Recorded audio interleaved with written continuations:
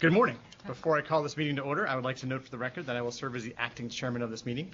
I now call to order the meeting of the directors of the Statewide Local Development Corporation for Monday, November 16, 2015. The directors have received the written materials in advance of this meeting. They are free to ask questions at any time. And the public is free to ask questions and comment on items on the agenda within the timeline specified on the agenda posted to the internet. Before we begin with the substantive portion of the meeting, I will ask the directors whether anyone has any potential conflict of interest with respect to the items on the agenda. If so, I will ask you to please make an appropriate disclosure on the record at this time. We'll then be able to make sure you can recuse yourself from any discussion or vote with regard to such items. Do any directors have any potential conflicts of interest on these items? Hearing none, we will move on. The first item on today's agenda is the approval of the minutes of the June 23rd, 2015 directors meeting. Are there any questions, comments, additions, or deletions with regard to these minutes? I have none. If not, I'll entertain a motion for approval. Motion. And I think I'm going to have to second that. Great, then so moved. All in favor, I should say first. All in favor? Aye. Aye. Any opposed? Clearly not. We will move on then. Ray Salabarios will present the remaining three items on the agenda. Ray, please begin with the Chapman Properties Empire Farmstead Brewery item. Thank you, Mahou. Welcome back. Yes. Good to be back.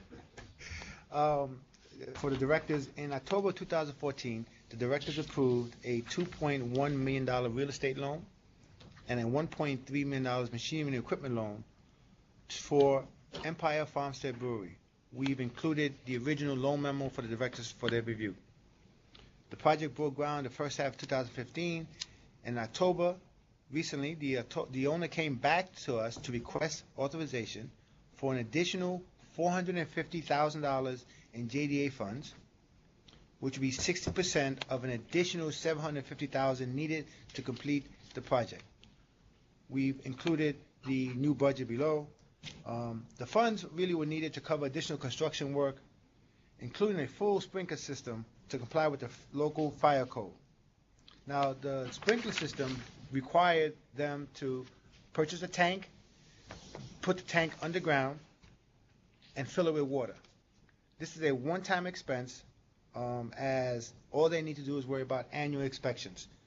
The water pump is located in the building, which will be connected to the water tank, and the water tank is below the frost line, therefore precluding any need to refill the tank until the tank is actually utilized.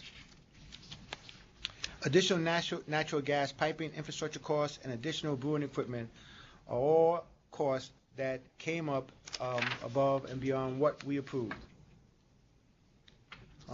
Staff recommends approval on this request for an increased approval of JDA real estate and machinery loans to the company of $2.4 million and $1.6 million respectively.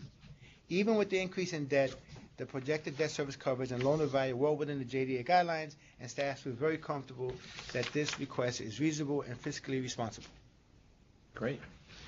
Any questions? Thank you, Ray. Are there questions comments from the directors? That's okay. With regard to this item? Any questions? I have no questions. I have none either. Are there any comments from the public with regard to this item? If not, I'll entertain a motion for approval. Motion. And I'll second that. All in favor? Aye. Aye. Thank you very much. Ray, please continue and present the Beats Factory item now. Thank you. In March of 2015, the directors approved a $5.3 million machinery equipment loan to Beats Factories, Inc.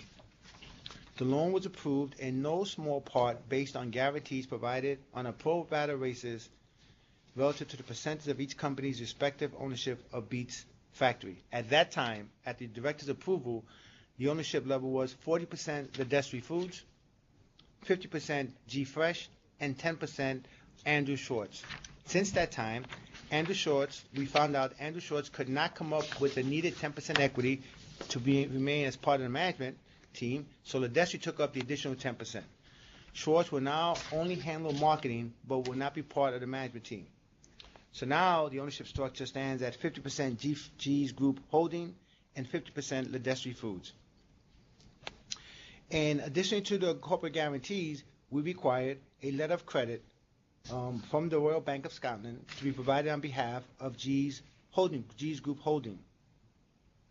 The letter of credit proved to be very costly to G's Fresh, and they came back to us with a request that we replace our security requirement with their full guarantee, corporate guarantee, and the full corporate guarantee of the Destry Foods. The Destry Foods is a $30 million EBITDA company. G's Group Holdings is a $16 million EBITDA company, and we feel very comfortable that based on the financial strength of both parent companies, that their full guarantees provide equal or greater security for JDA than what was originally approved in the directors' meeting of March 2015. That's great. Thanks, Ray. Any questions from the directors? No. No. Good to see we got the corporate guarantees for both of these, right? Right. Yeah, Like Destry's even more. They gave us 50, their full 100% corporate guarantee, so that's great. comfortable with that. And great to see the Beach project continue. So Yes. And are there any questions or comments from the public? Excuse me, with regard to this item. If not, I'll entertain a motion for approval, Motion? and I'll second that. All in favor? Aye. Aye. Thank you very much. Ray, please present the final item, Border Works Logistics. Thank you. The request before the directors is approval of a New York Job Development Authority loan for the amount of $1 million. The JDA loan will be used to take out a portion of a real estate loan to be provided by First Niagara Bank for the acquisition and construction of a facility located in lovely Sanborn, New York. The total cost of the real estate project is $3,033,500. The JDA loan will be secured by a second lien on the property located at Inducton Corporate Drive, West Sanborn, New York. Repayment of the JDA loan will be guaranteed by Borderwork Logistics, Inc., WNY Gateway Center, LLC, Borderwork Logistics, LLC, and the personal guarantees of Dean and Brenda Wood, who are the owners of the company. Currently, the company employs 10 full-time employees, and it's projected that they will have 75 new full-time jobs within 3 years after loan disbursement. Started in 2003, Borderwork Logistics has become one of Canada's fastest-growing logistic companies. Borderwork is embarking on new ways to enhance its competitiveness. A new state-of-the-art distribution center to be built on 31 acres in Sanborn, New York is part of that growth strategy. Borderwork's current New York facility is at capacity, which has necessitated the requirement for new expansion.